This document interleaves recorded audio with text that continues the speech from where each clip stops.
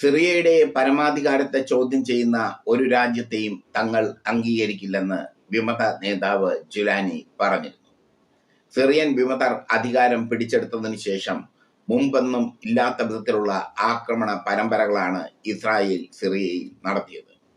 സിറിയയിലെ രാസായുധ നിർമ്മാണശാലകൾ നശിപ്പിക്കാനെന്ന പേരിൽ, സിറിയയിലെ ആയുധങ്ങൾ നശിപ്പിച്ച് അവരെ നിരായുധീകരിക്കാനെന്ന പേരിൽ ഇസ്രായേൽ നടത്തിയത് കണ്ണിൽ ചോരയില്ലാത്ത ആക്രമണങ്ങൾ.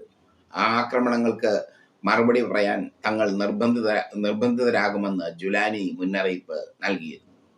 മാത്രമല്ല, സിറിയയിൽ ഇസ്രായേൽ വിചാരിച്ചതുപോലെ, അമേരിക്ക വിചാരിച്ചതുപോലെ ഒന്നും സംഭവിച്ചില്ല.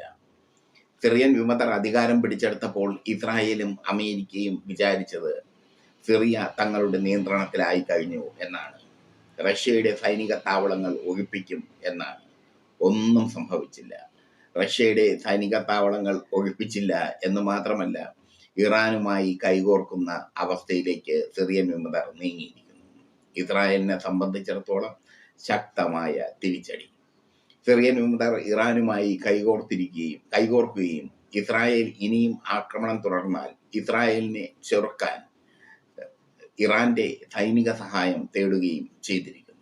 ഇസ്രായേൽ സിറിയയ്ക്കുള്ളിൽ കയറി നടത്തിയ ആക്രമണങ്ങൾ സിറിയൻ വിമതർ അംഗീകരിക്കുന്നില്ല. ഗൊലാൻ കുന്നുകൾ ഇപ്പോഴും ഇസ്രായേലിന്റെ കൈവശത്താണ്. ഗൊലാൻ കുന്നുകൾ ഇസ്രായേൽ പിടിച്ചെടുത്തതിനെ ന്യായീകരിക്കാൻ സിറിയ ഇപ്പോഴും തയ്യാറായിട്ടില്ല. സിറിയൻ വിമതർ തയ്യാറായിട്ടില്ല. മാത്രമല്ല, സിറിയയിൽ വൻപിച്ച തോതിൽ രാസായുധം ഉണ്ടാക്കിയിരുന്നു മുൻ ഭരണാധികാരി അസദ്. അതൊക്കെ നശിപ്പിക്കുകയാണ് സിറിയയിലെ ആക്രമണത്തിന്റെ ലക്ഷ്യം എന്നാണ് നാഴികയ്ക്ക് 40 വട്ടം നെതന്യാഹു പറഞ്ഞുകൊണ്ടിരുന്നത്. പക്ഷെ അത് അവർക്ക് തന്നെ വിനയായി മാറിയിരിക്കുന്നു. സിറിയ ഒരു ഘട്ടത്തിലും ഇസ്രായേലിനോ അമേരിക്കയ്ക്കോ കീഴടങ്ങി ജീവിക്കില്ല എന്ന് അവർ വ്യക്തമാക്കിയിരിക്കുന്നു. ഇസ്രായേലിനും അമേരിക്കയ്ക്കും തങ്ങളെ കീഴടക്കാൻ കഴിയില്ല എന്നും അവർ വ്യക്തമാക്കിയിരിക്കുന്നു. തങ്ങൾക്ക് ഒരു ഐഡന്റിറ്റി ഉണ്ടെന്നും ആ ഐഡന്റിറ്റി അനുസരിച്ച് തങ്ങൾ പ്രവർത്തിക്കുമെന്നുമാണ് സിറിയൻ വിമതർ പറഞ്ഞിരിക്കുന്നത്.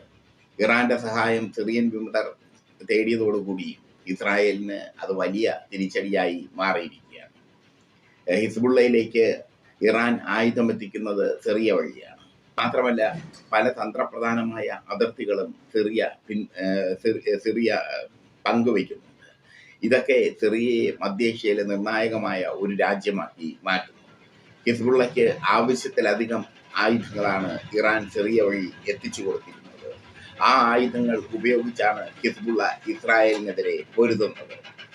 സിറിയയിൽ വിമതർ പിടിമുറുക്കിയതോടെ ഇറാനെ തള്ളിക്കളയും എന്നായിരുന്നു വിചാരിച്ചിരുന്നത് ഇസ്രായേലും അമേരിക്കയും. പക്ഷേ ഇറാൻ പിടിമുറുക്കുകയാണ് സിറിയയിൽ. ഇറാൻ പിടിമുറുക്കുന്നു എന്ന് മാത്രമല്ല, ഇറാൻ ശക്തമായ ഒരു സാന്നിധ്യമായി സിറിയയിൽ വീണ്ടും മാറുന്നു. അതോടൊപ്പം തന്നെ റഷ്യയുടെ സൈനിക താവളങ്ങൾ പ്രവർത്തിക്കാൻ സിറിയൻ വിമതർ അനുവാദം നൽകിക്കഴിഞ്ഞു.